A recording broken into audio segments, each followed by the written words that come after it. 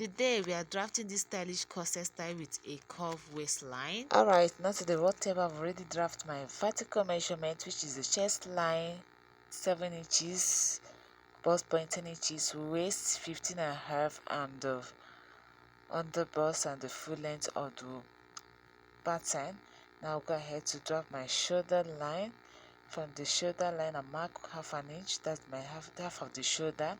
From there, I'll connect it to the chest line, and I'll mark the shoulder slope to come down by 1 inch and mark the shoulder slope, and I'll get the midpoint of the armhole, go up by half an inch, measure my bust measurement divided by 4, then I'll connect the 3 dots together from the midpoint of the armhole to the shoulder line and to the chest line.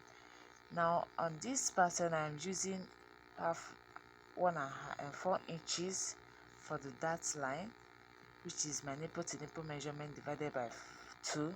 Mine is 8 divided by 2 is 4 inches. I'll go ahead and mark 4 inches on the line, and then go in by 1.5 on this side and 1.5 on the other side, and connect it, make it into a straight line like so. In this pattern, I use 15.5 inches for the waistline. The waist of the front pattern, and I'm going to use 14 inches for the back because the waist will be 1.5 longer than the back pattern. So because of that, I'm going to create a bust dart. Now from the midpoint of the shoulder, I've connected to the Bust point. Now I'll get the difference between the bust point and the under bust. I'll just mark the nipple to nipple measurement at 4 inches. Mine is 4 inches, or I'll connect it to the bust point and then extend it to the armhole curve like so. So I'll go ahead and go in by half an inch. Remember, the paper is folded into 2, so I'll mark half an inch at the center piece, and this will serve as the difference between the 2 busts. When I open it, it will be also 1 inch, so I'll connect it to the chest line there. I'll go ahead and connect my darts from the under bust to the bust point like so. So this is it. As you can see, our corset is already formed. Now I'll go ahead and come down by 1.5 inch from the bust point and connect it to the dart, 1.5 inch. So this shaded part is going to be cut off. All right, so I'll go ahead and cut it off. Just cut it off and then open my shoulder dart like so. Just open it off. Okay, then I'll go ahead to create my neckline. You can see the neckline is V-neck. Just extend it to the chest line and then close my bust dart. Just close it up. Okay, so this is it. So I'll go ahead and create my upper bust tightening. Go in by half an inch on both sides, then connect it to the bust point. This to tighten the bust. All right, so I'll go ahead to cut it off like so. It's just basically it. So if you have not yet subscribed or followed this channel, I wonder what you are waiting for. Please kindly do so. Thank you so much. I really appreciate that. Now I'll go ahead to cut it off. This is just it for the front pattern.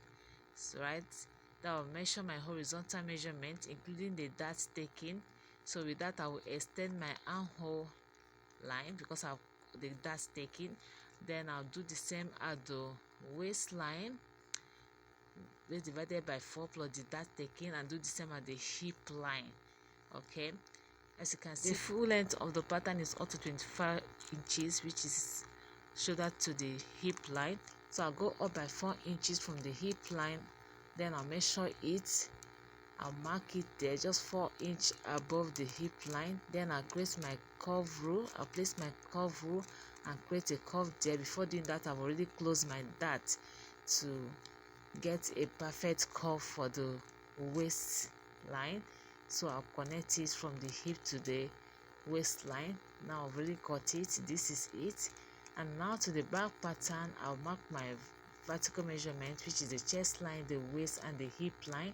Though I also mark the bust point because of the style of this pattern. So I'll go ahead and measure my shoulder line divided by 2, which is 7.5. I'll mark it and create my shoulder slope just as I did at the front. Alright, then I mark my neckline. The neckline I mark on the front is 3.5 inches width, so I do the same at the back, 3.5 inches. Then I get my nipple to nipple measurement, which is 4 inches, and make a straight line from the chest line to the hip line, just like so. So on the waistline, I'll go in by 1/2 inch on both sides. Then I'll connect it to the line, that line at the hip, and also the that line at the chest line, just simple as this. Okay, and now this back pattern does not actually have zipper allowance because I'm going to use a loop. Then this is placing the front pattern on the back pattern to ensure that they are of the same length. Then I marked it for the that and the waist curve. Then I'll mark the curve from there because I already used my front pattern to trace that already. Then I'll mark the waist curve, then and create my dart. From there I'll make a curve. Right, this will serve as the yoke. It's going to have a yoke at the back. Now this is it. Okay, just this. Then I'll go ahead and create my shoulder, my ankle curve, and mark the horizontal measurement, which is the waist divided by 4 plus the third taking. This hip divided by 4 plus the third taking. Just marked it there, and then connect it into a straight line. Just connect the dots. All right, so this is it. I'll go ahead to cut it off. It's basically off for it. Just cut it off like so. Then I'll go ahead to cut off the neckline and the shoulder slope, and then the yoke side of the back pattern. Then I'll close my dart, the shoulder and the back dart. Okay, now this is just what the back looks like. Right, now this is the front pattern and the back pattern. This is just it. Thank you so much for watching. Kindly subscribe and see you in my next video. Bye.